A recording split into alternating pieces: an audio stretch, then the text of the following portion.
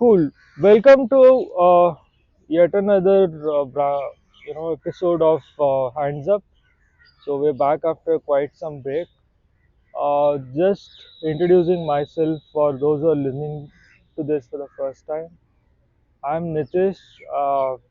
I work as a product manager, and this is just a passion project of mine to talk about books that I have read or someone else has read and just explore random ideas.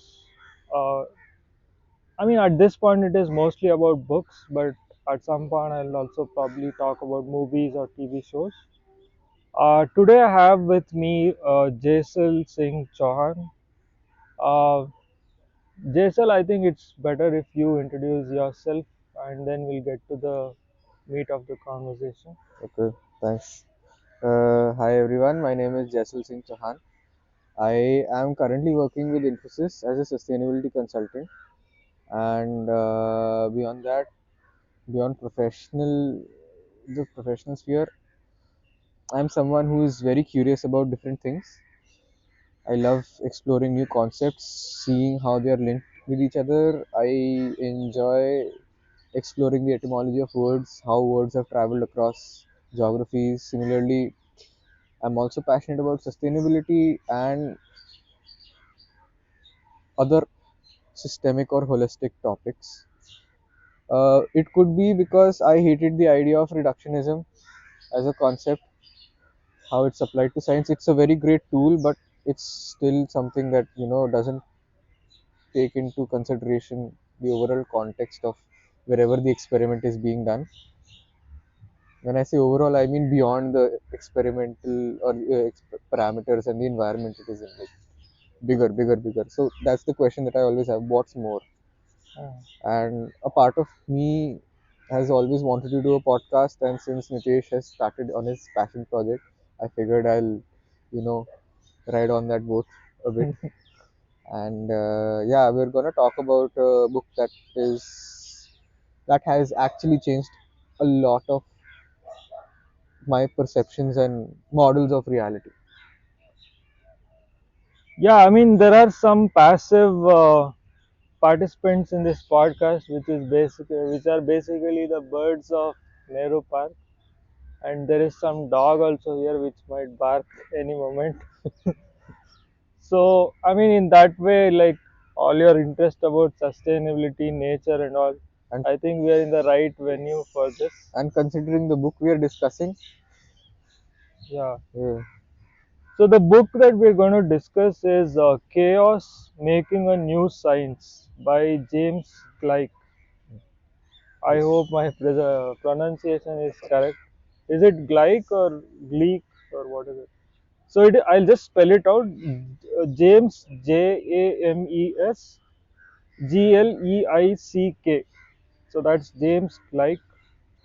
Um, so yeah, I mean, uh, what was the motivation? Like, why did you like pick this book, or like what made you, read this particular work? How did you discover it? it was part coincidence, part manifestation, because as a kid, I've spent a lot of time in nature, observing nature, and there is till a certain point order, Hmm. after which things just don't make sense. You keep asking why enough Hmm. number of times, and you hit a wall which cannot be explained by logic, Hmm. at least seeming observable logic.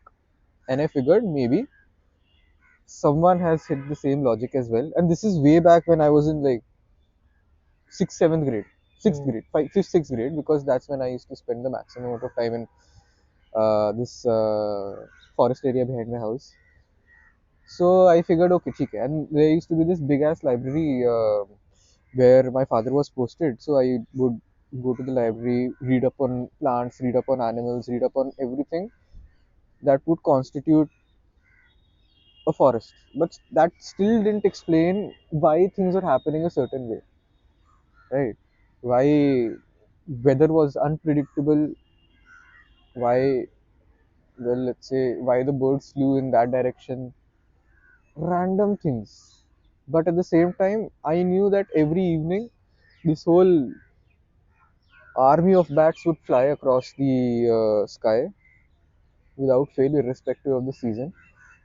And I knew that after every rainy season, these deer would come and eat at this particular place. Sometimes they'd be a little further away, sometimes they'll be a little closer. But what never, was answered entirely, still isn't, is why is it that beyond a certain point there is no order? Mm. And that drove me to, let's say, kind of asking these questions. And then I used to hound my parents about these such kind of topics and questions, and they used to just give books. So I asked that why is this? Why is it that beyond a certain point things just don't make sense? And then cited the example of how basically you've got these Voyagers, right?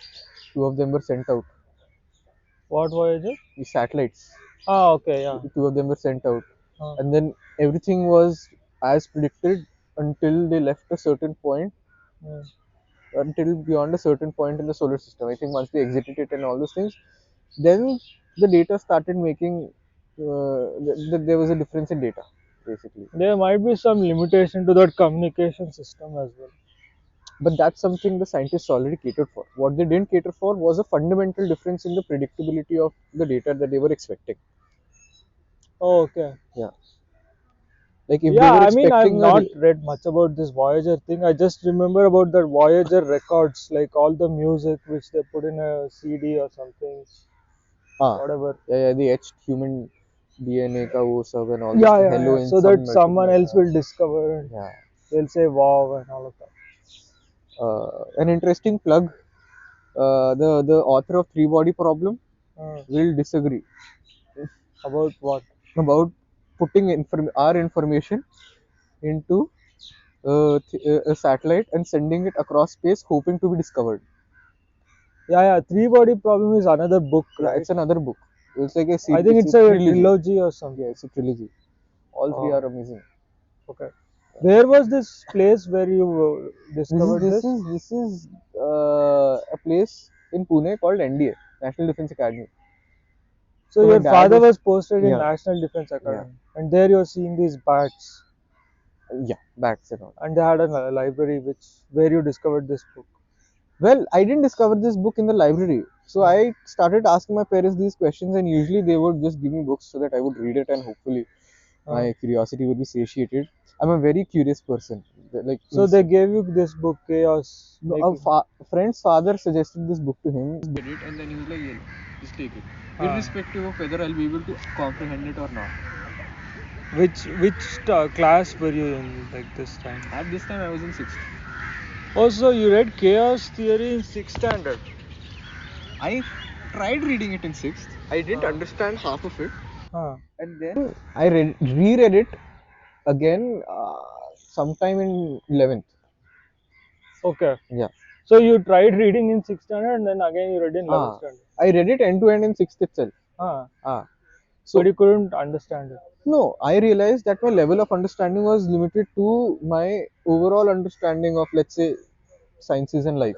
Uh, And it was more towards the tune of, let's say, why certain things happen in nature the way they do, the uh, concept of ecological services, ecosystems, what a system is, why is there such dependence on each species, uh, if you just reduce one how it will impact the other. At that point of time I didn't know the exact or the underlying principle of systems. I didn't know the concept of leverage points, and I obviously, having read butterfly effect, for me it was literally that butterfly flapping in one place could mean storm in another place. Yeah, I was like, it's very sensitive things, right? But I think at the age of sixth standard, like you would not be knowing a lot of things like calculus or quantum mechanics. No, so the So thing, I think hmm, I feel like all of your questions would still be valid, but some of those questions would have already had an answer. But like the fairly decent answer. but the beauty of not just this book but any science or math for that, uh, for example, is that it's all about being able to visualize it. Sometimes you may not understand calculus, you may not understand the equation of this tree, but you see it, you can Hmm. feel it. But this tree can be plotted on a graph. Hmm. The equation, basically the equation can be written down, which if plotted on a graph will give you this exact tree. Math Hmm. is just the language of the universe that we have created for ourselves.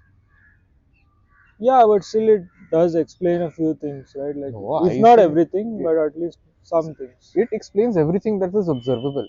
The whole thing is that if there is theoretical science, it has to be Uh, mathematically proved. That is uh, when it is wholesome. but there's no equation about like how a tree is going to grow, like what is the growth rate, how its size will increase. I mean, No, there there's is no an equation for that, universal. but there is no equation on the angle of it, the way it will That's lean. what. There's no universal equation of like growth of a tree which captures everything. That's called the God's equation. No, I mean, I feel that's the most absurd thought I've had in quite some time. Equation for a tree, No, it's but not. It's not absurd if you think about it, because let's say all things considered, you know what a tree is. It's a seed that has been planted in favorable environment, given nutrition, and ideally it should grow upright. hmm. What's stopping it from growing There was sleeping? that experiment, the sunlight. Like if you plant it in a shadow, it will move towards The sunlight. sunlight. This Yeah, that. yeah, yeah. But But there's anyway, we are going too far away from the ah, topic. It hey, was but this about is still within the scope of topic. yeah, Within the it is within the scope, ah, but yeah, it is fine. So it was about like how you discovered this book. It hmm, was something like because of your curiosity, your parents were sort of suggesting books, ah, and they gave you this chaos making of a new science. ah, In sixth, you read it. Then again, you read it once more in 11th. 11th. And then after that, I kept reading it chapter by chapter based on, let's say, whatever I was thinking at that point of time, whether I remembered something or I wanted to revisit the So topic. it's a book which has stayed with you for a very long Yeah, time. yeah, yeah. It's like, I mean, I like Robert Greene Uh, and I like his book 48 Laws of Power. I read it once end to end, and uske baad it's like whenever I want to explain something to someone, it's got these wonderful little stories based on in within the laws. I found it as a mind-numbing book, but anyway, that's a different conversation. Anyway, so when was the last time you revisited this any chapter or something? Last year itself, About which chapter was it? I think it was universality. Universality. Oh, okay. What is this universality?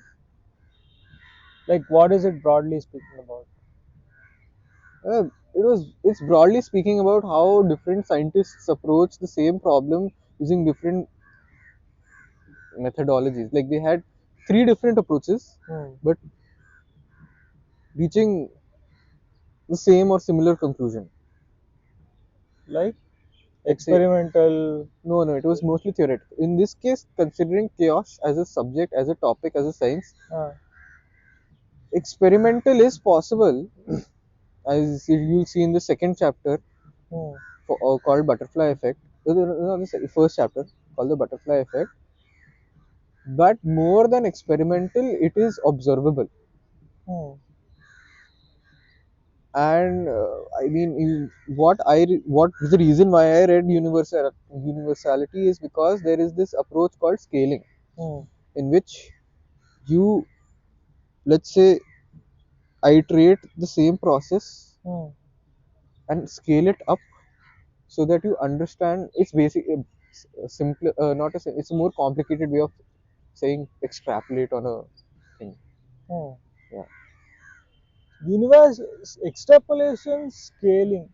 So I didn't understand. How would you define universality? The chapter in itself is talking about, again, is there a common thread to everything that Ah, can help us predict okay. once you Now I get discover it. it? Yeah. It's like a theory of everything. Like, oh, yeah. Everything that basically, does chaos make sense if you know enough of it? Hmm. Yeah. So yeah, I mean, like, let's talk about the idea of chaos theory itself. Ah, Like, theory is something which gives you a predictable model, right? So you get an equation, which in itself and is, sorry, go like ahead. F equals ma, or like Newton's third law, or whatever it is, Ah, you have an equation, right? ah, So if there is a same scenario which has been recreated, then you will get the same result. hmm, So the whole point of a theory is that you have a predictable model of certain phenomenon, hmm. and maybe someday you can use it for a human application. Like, they found Newton's laws, and someday they made a rocket based on the same principle. But I mean, broadly, in a crude manner. What, you have some objection to it? no, no, it's not an objection per se. It's just that, see, the thing is about our science. What we consider law is a law until it's proven wrong. Yeah, I mean, I'm Chaos saying a says, predictable model under certain conditions. ah, So exi- obviously, the scope of that law can now expand, and here, you can have a better theory of it. here the thing is, chaos theory says that in order to basically create that model that gives you perfectly predictable outcomes, Huh. you need to know everything about everything. At least that is what I've inferred from the book. Okay, okay, let me just finish my question. Ah, So we're just setting the context for it. ah, So the whole point of a theory is that you get a predictable model. ah, And the whole idea, the basic idea of chaos itself ah. is unpredictability. Like, Not exactly. Not I mean, the exactly. literal meaning of chaos is something which is like, But that is chaos if you just take it for what it is. But it's also something that has been studied. It is something that has been with us even when it was not studied. And we know chaos and we understand it. Understand it to a point that it is intuitive for us. In the sense, um, you've heard that story, no? Uh, Wait, it's not a story. It's basically a rhyme. I actually had it pulled up. rhyme. Rhyme. It's a rhyme. Oh, I mean, in the meantime, like, the context for the listeners is I've not read the book. Nee, Like, I've fair enough. only, Fair enough. I just have heard about chaos theory. Hmm. I just know that basic butterfly flapping and Think of it hurricane, this way, that is the very crudest. core of it. That's the reason why these things, this whole fool's rush thing for chaos started. Not fool's rush, but yeah, basically people went batshit insane.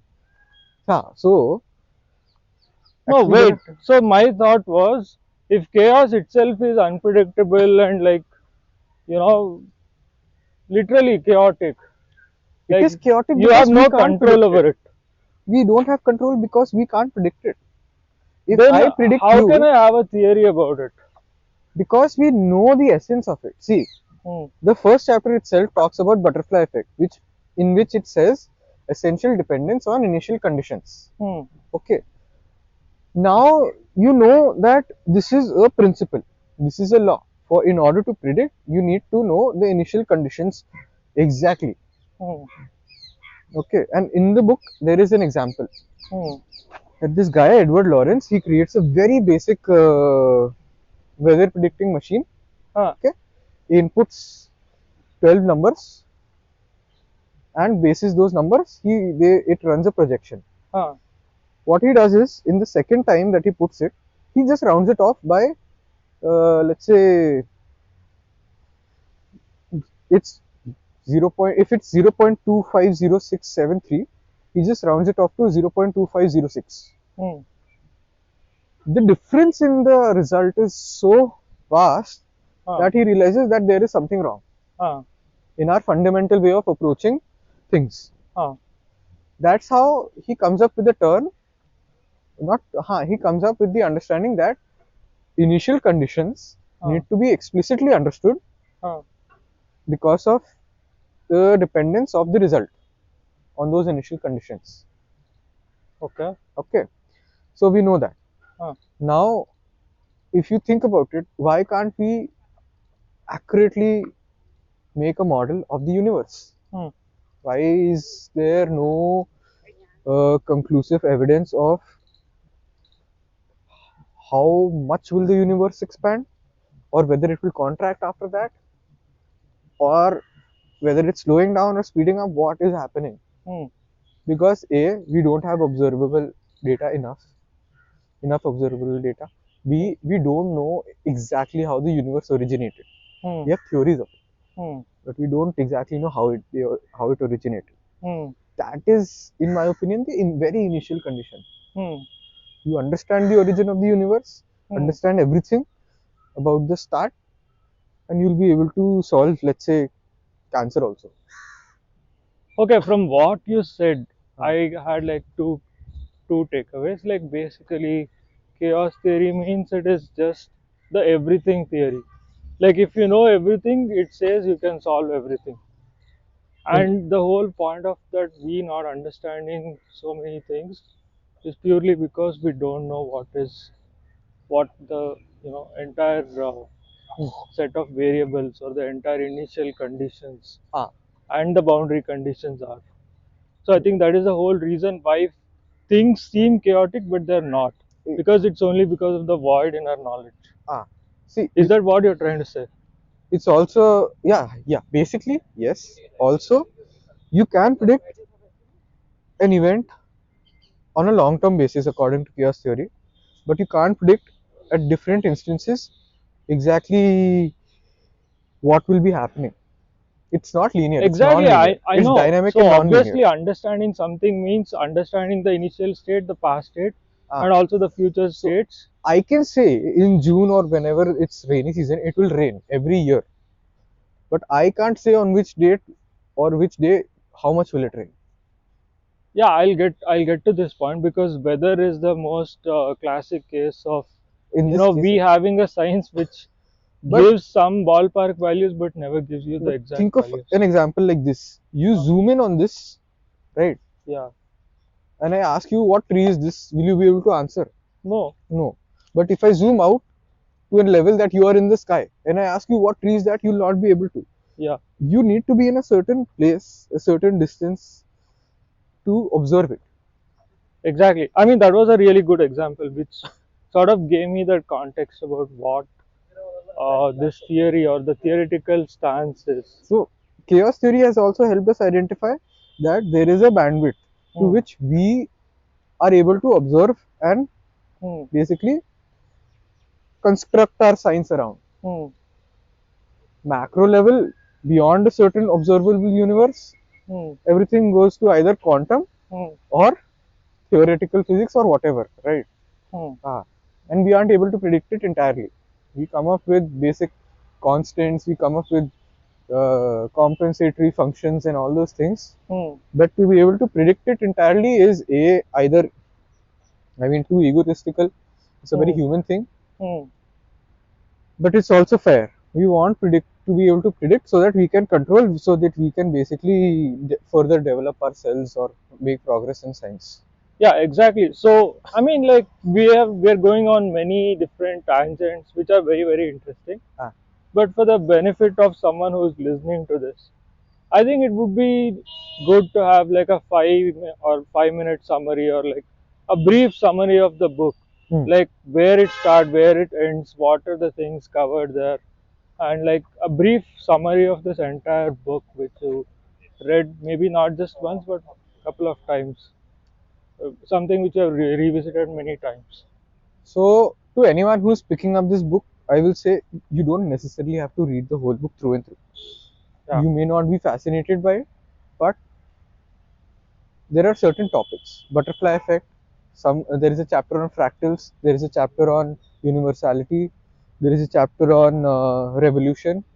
And if you go through these three or four chapters over and above whatever is popping out for you, you'll be good to go from the perspective that okay, things that don't make sense, it's easier for you to understand, Hmm. because the second part or the next step is trying to understand what systems are and what Hmm. systems thinking is, because that's a very, I would say, good answer to the problem of chaos. Hmm.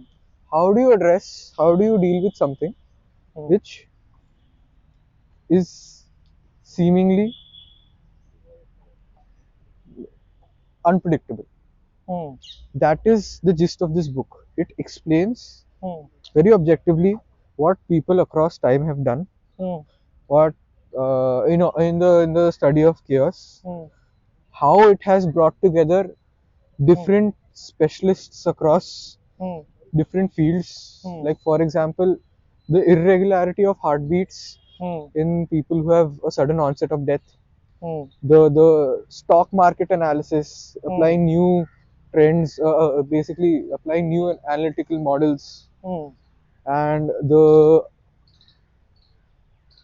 rise and fall of moth population, Hmm.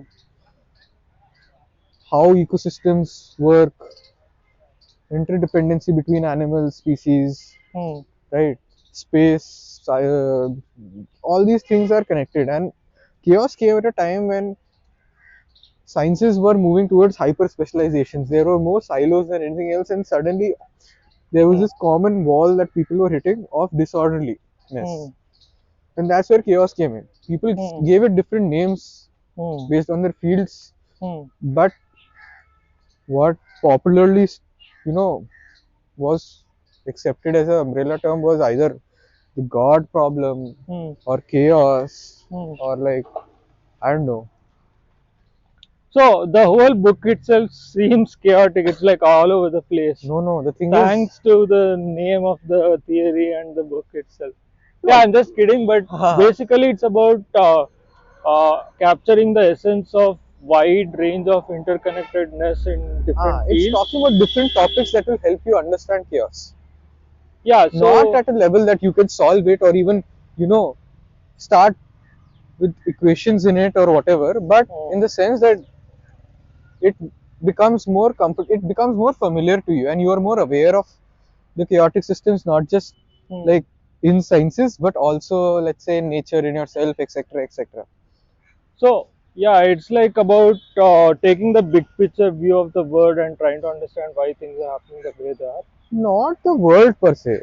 It's or just, the universe. yeah, it's chaos.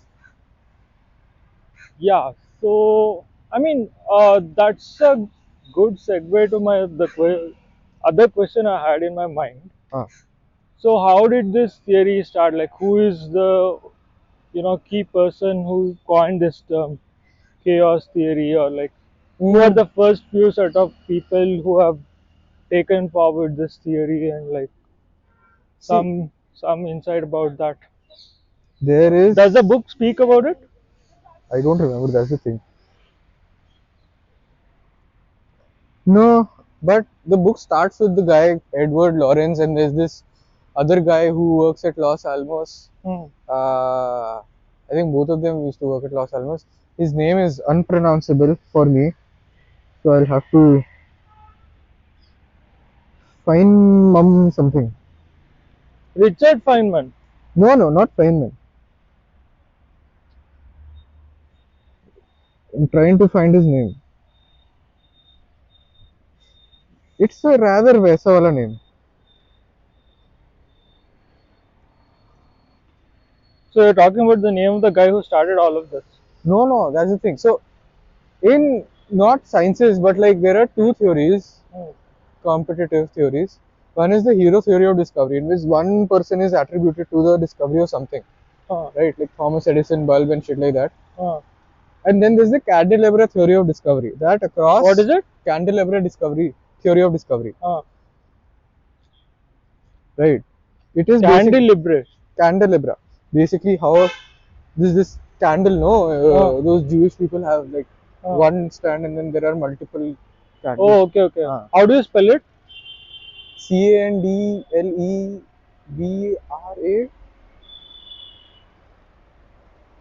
Okay, the picturization helps. Hmm. So it's like a collection of It's like candles a lighting up. prong, like 4 prong, 5 prong candle Ah. kind of thing. Which basically says that across geography, across time, the same idea Hmm. may have or will would have, you Hmm. know, taken shape and birth. Hmm. So I find that to be more plausible and acceptable instead of just one person getting all the credit. Because Yeah, I'm not talking about credit. I'm talking about who is the guy who coined this term. I don't know. Okay. Yeah, I I mean, the never. book doesn't speak about it. It must. I don't remember. Okay. Because for me, who coined the term was irrelevant. They could have coined it. I don't know. Free for all I care. Terms and words, things you give name to are like just arbitrary at this point. Huh. So yeah, but no, I mean, feel free to read the book and see. But if I think you see, if that's something that you can even answer via Google search. You want to do that? No, no. Yeah, I mean, it's like not such a big deal, but I was Uh, just curious about it. I mean, the other thing which we were but talking about was, the genesis of being able, or the genesis of discovering that chaos theory is like the very one tenet of it, one basic pillar of it is that there is a very sensitive dependence on initial conditions. Butterfly effect hmm, was initially discovered by Edward Lawrence, and then this is other guy von Neumann hmm. who also gave it more shape, made it more popular, and all those things. And there's this other guy. I'll just look him. I mean, I was just curious. I mean, we're talking about weather, right? Uh, And in the context of the place, the city in which we are living, uh, let's say pollution. It is, I mean, no one has understood it. Like, what is the cause? Which are the sources? What is the exact percentage of each variable? hmm, Let's say burning, agricultural burning, construction, vehicle pollution, hmm, industrial pollution, etc., etc. Like, if you can model this entire pollution phenomenon, like if I press on button on this particular thing, hmm, if I curve this, I can exactly get to this point of AQI. I mean, something of that kind of a model hmm, should probably exist. If at all you want to control this and say that, if some politician wants to say that, okay, I'm going to bring it down to 200 even in the worst scenario, hmm. so then you need a proper model for it, right? A mathematical model. Like, people don't appreciate the lack of this particular understanding. Like, it's all throwing stones. Like, people are like, you keep seeing these trucks throwing water on the surface of the road, Ah, hoping that something will improve. hmm, And then they'll say odd and even scheme, ah. so hoping that something is going to improve. But eventually, I think you've lived here for like 4 or 5 years, right? Approximately, yeah, 7. I think it's been 10 years. Yeah, so I've been living here for 3 years. Nothing has changed. In 3 years, I think it's hard to change. Huh. But at least in 10 years, have you seen any change, or have people understood what exactly is happening? Again, are you gonna ask me whether people have understood or whether things have changed? No, I'm talking about it from the perspective of the chaos theory itself. Like, if you see the variables Huh. and if you see the entire scenario from the lens Huh. of a chaos theory, you know, Yeah. chaos theory researcher, Huh. how would you articulate this scenario? See, first, I mean, I'm no. We're talking about known knowns, unknown Ah. knowns, then unknown unknowns, and all of those things, Chaos right? theory is unknown unknowns in a known known model. Okay, can you just explain that with an example for Okay, like a child? I will explain it. Okay, see, if I tell you that, let's say I build up a gear system. Huh. Okay, I take 10 gears. Hmm. Okay, and basically what I do is I fit them such that if I turn this gear here, that Hmm. gear will turn. Yeah. Okay, reduce that. I take 3 gears. Hmm. I put them linearly. Huh. I turn this gear will turn. So if you turn the first one, the third one will Third also one will turn. turn. Right. Now I keep adding more gears. Huh. I keep adding more gears. Let's say I've added 1,000 gears. Huh. A 5-year-old can only predict it till, let's say, fifth gear. That Hmm. okay, if I turn this gear, Hmm. which gear will turn? Hmm. right? Now, what you're talking about is a model that includes so many gears Hmm. that you turn one gear and you don't exactly know which gear is going to turn at the end of it, Yeah. right? Huh. Chaos theory says that it's even more complex, Hmm. but there is this belief that the solution may not be that complex. You just don't perceive it yet. So When you're the. talking about change Hmm. in a city, Hmm. I will ask you what are the components of a city, Hmm. but that still will not define the relationship between the components of the city, and that relationship will No, still let's not be get come defined. back to the concept of unknown unknowns. Ah, So using this gear example, ah, like how would you articulate an unknown unknown? okay. I turn this gear, and there are thousand gears. Hmm. How do I know which gear has eroded? Hmm. How do I know whether a leaf has stuck itself in a gear and is causing some issue? Hmm. I can only think of it like hypothetically imagine such scenarios, cater to it. But beyond a certain point, how do I know what has happened unless and until I inspect each and every gear? And if there are so many gears that I can't inspect each and every one of them, Hmm. what is the way around it? And unknown unknown is only unknown until we know it, Hmm. right? Hmm. And I mean, chaos theory says that okay, you club all those unknown unknowns together, take them as one, and basically cater to it Hmm. via, let's say, a solution is systems thinking, Hmm. which talks about, well, there's this paper called Donella Meadowska, Dancing with the Systems. I've sent it to you as well, or I Hmm. sent it on the group. Basically, first Hmm. you observe enough to know what you can control Hmm. and what potential impacts it Hmm. might have, which Hmm. are called leverage points. Hmm. You're talking about putting water on the road, Hmm. talking of shooting water across the sky or whatever. Hmm. Those are leverage points, Hmm. odd even system leverage points. Hmm. They're not meant to control the system Hmm. or control the process. They're Hmm. meant to nudge towards a potential outcome, a desired outcome, not even potential. Let's say, yeah. So you do all these things, and the hope is that the pollution level will decrease. The Hmm. hope is that the behavior of, let's say, citizens will change. Hmm. Actually, no, it's still pollution decrease. So if the aim was to change the behavior of the people of the city, it would have been a much different step, Hmm. right?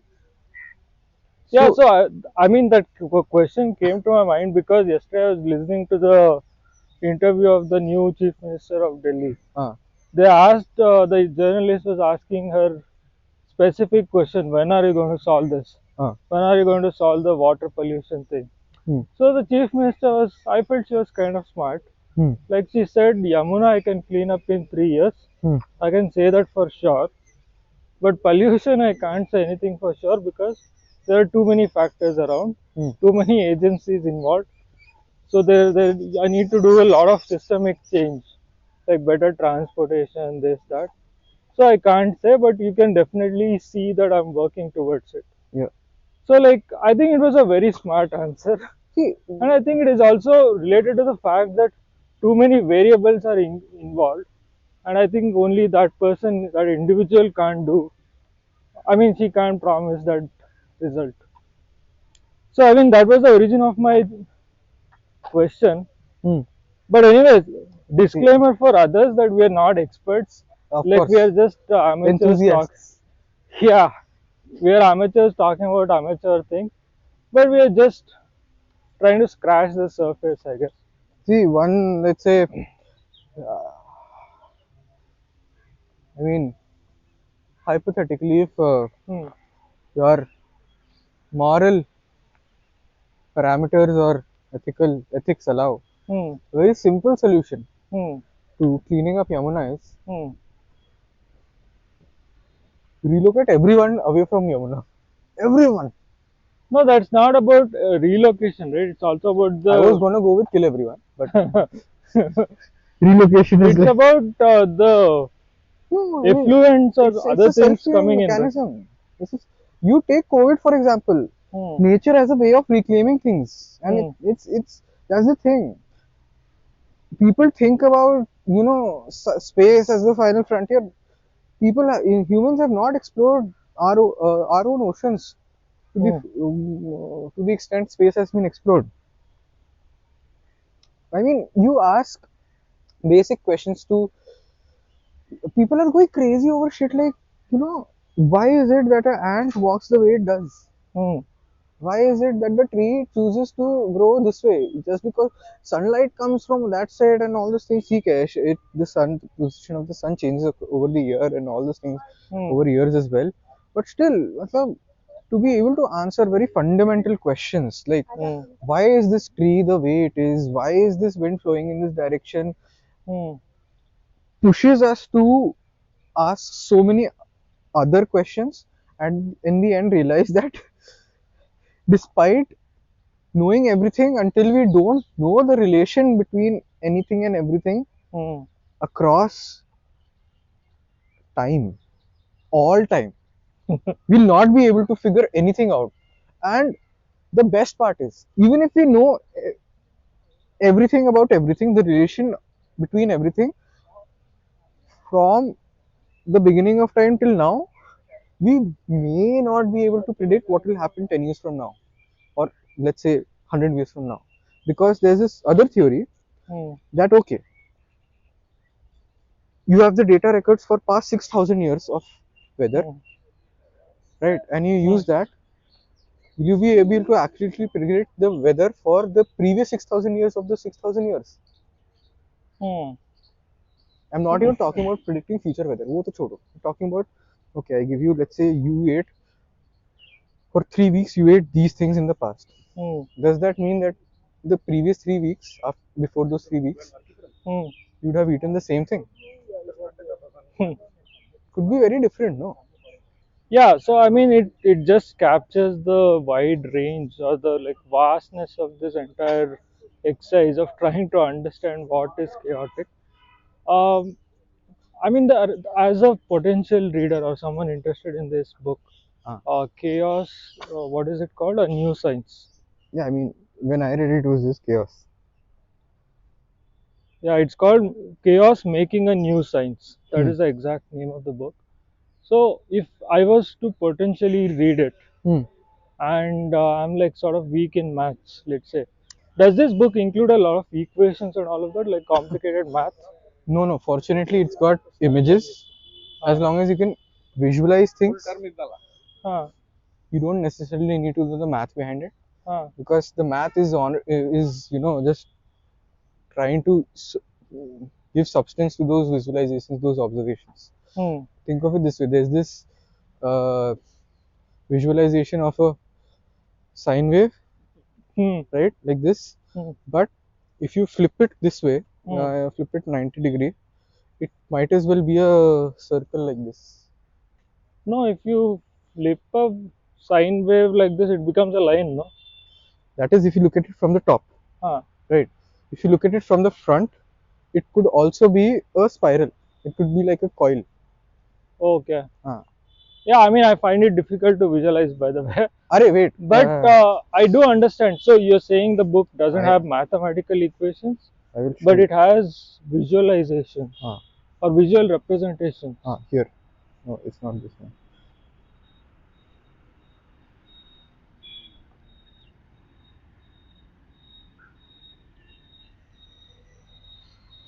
Okay, that's cool. I'll just take a look at the book itself. I mean, I think we are moving towards the final part of whatever we had Also talked. fractals. I mean, it's one thing. Yeah, Mm, fractals, you are I aware, find right? it very abstract, too abstract to put it in words. Huh, Like, I don't have even the proper basic understanding of it. huh. So, that is something maybe, I mean, we can prepare and talk about it some other time. Yeah, that's the Uh, thing. This book we can talk about it for hours. yeah, and as in when we finish chapters, I'll reread it. I don't have a problem. The thing is, we both have our own set of experiences, and this book will just be supplementing those experiences. Yeah, so I get it. See, look at this visual. Okay. On x and y axis, it's looking like this, okay? But introduce another axis and it takes a different shape altogether. Okay. Yeah. Yeah, I get your point. So I think we should move towards the final thing which we had thought of. Like, did the book change how you see the world, or like, what was the impact of the book on you as an individual, or even as a professional, or as a even when you read it as a child? Like, what was the impact on you because of this book? That's a good question. I tried thinking about it, and I think the answer is not just in the sense of a professional, okay? Hmm. So, the thing is that every time I read something, and Hmm. anytime I read a new topic or anything, I try mapping it out in the Hmm. sense with things I already know. Hmm. Sometimes it makes sense Hmm. to others, Hmm. sometimes it makes sense only to me. Hmm. But if it works for me, it Hmm. works for me, Hmm. right? So I was like, okay, chaos. There is disorderliness because we don't know it well enough. Hmm. We don't know how we are existing on this planet. Hmm. We don't know why you and I are talking right now. I mean, it could have been something very sensitive. I could have decided to not join the book club. I would have Hmm. never been here. Hmm. I could have decided to stay somewhere else. It's like small things culminating into this moment right now, which are Exactly. only not clear in retrospect, but Hmm. traceable in retrospect, Hmm. right? I understood the amount of what ifs we have is chaos. Hmm. Okay, so it's fine. There's no harm in thinking of what if, as long as it's not impeding your, you know, ability to appreciate the moment, current moment for what it is. Hmm. Okay, it could have been, let's say, yeah. Basically, do you get my point? I got your point, and that actually made me think of a very, very funny thought. So, if I'd not downloaded Hinge, I would not have been having this conversation. Exactly. You know how I'll tell you? Uh, I was thinking about this domino effect. Like, uh, every time I meet, something good happens, I try to trace back the domino effect. Like, what was the origin point? uh, So I downloaded Hinge and I met this really toxic person. She sent me to therapy. Then the therapist said you should have more of a social life. uh, So that is why I started going to book club. I started going to this Lenny's newsletter meetup.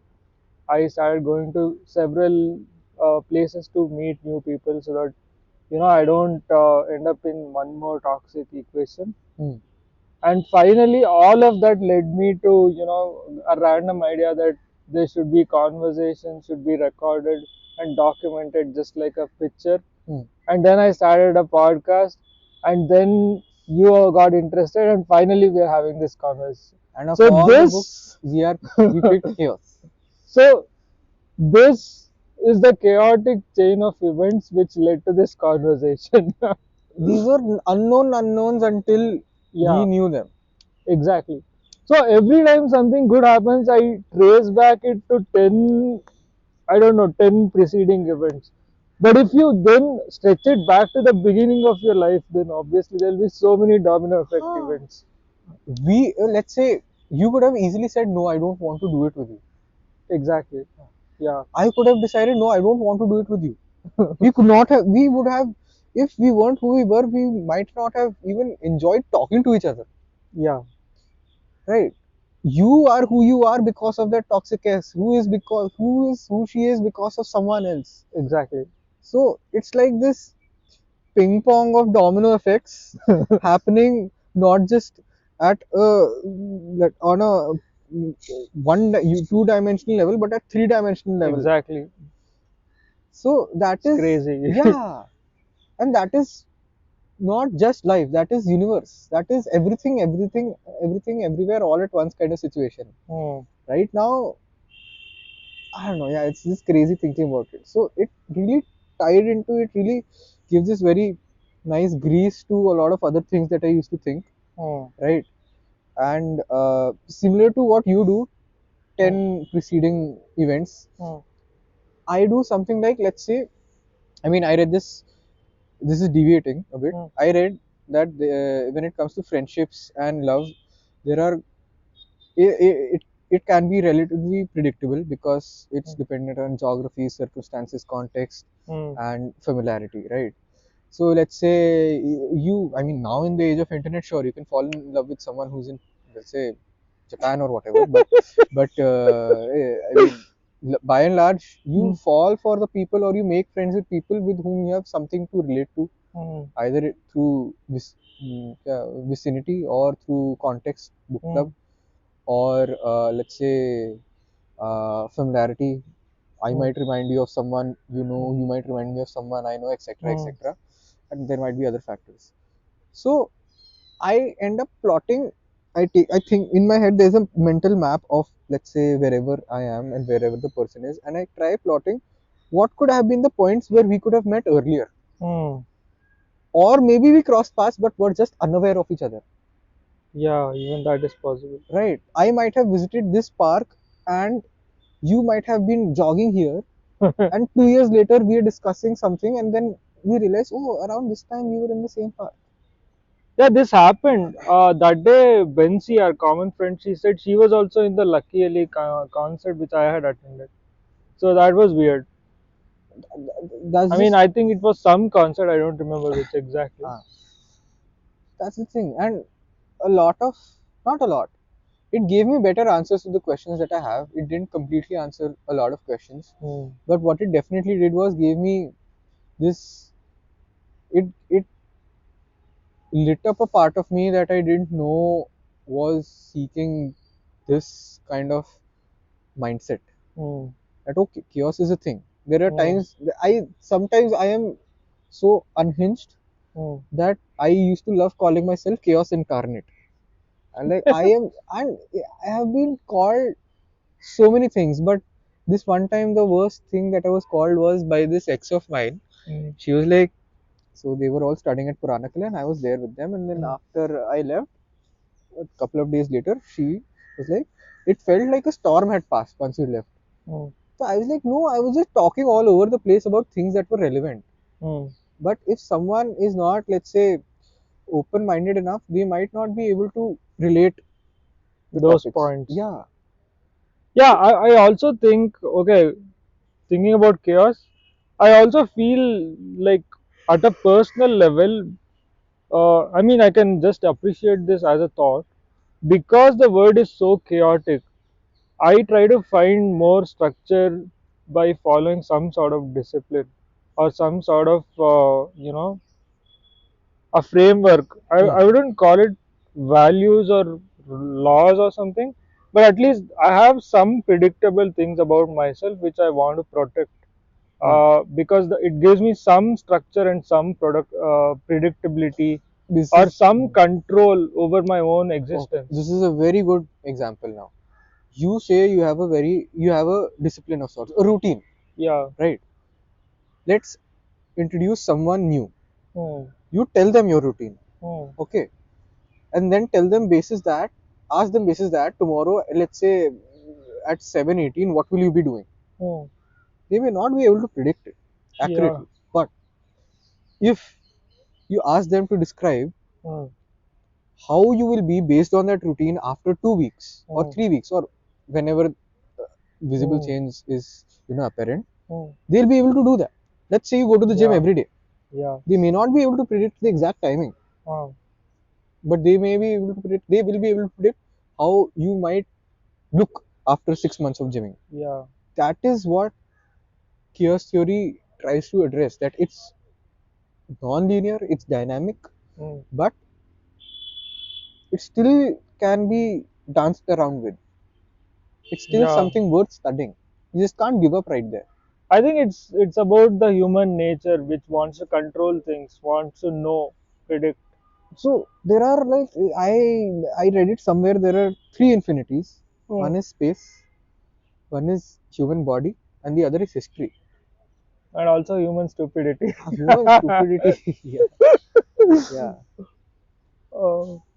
So it's like this, and then I mean it's a very good book.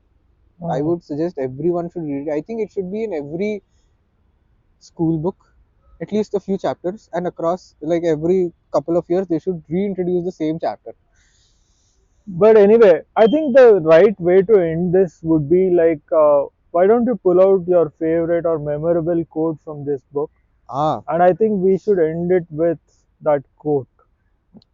so I read this book and then I basically wrote a blog, Hmm. very straightforward blog. Hmm. Uh, I have a blog vessel. I just don't, I'm not active on it at all. It's called Samsara's Paradox. Eternally ephemeral. So that blog was written in 2018. Hmm. तिल का ताड़ बनाना. Hmm. ठीक है. For want of a nail, the shoe was lost. For want of a shoe, the horse was lost. For want of a horse, the rider was lost. For want of a rider, the message was lost. For want of a message, the battle was lost. For want of a battle, the kingdom was lost. And all for the want of a horseshoe nail. So this is a quote from the book. Yeah, Oh, that it's is, it's also written by Friedrich, author of and this very German sounding word. what is it? Even I can't pronounce it. So let's not try also. Yeah, So this is a quote from the book, you yeah, say. yeah.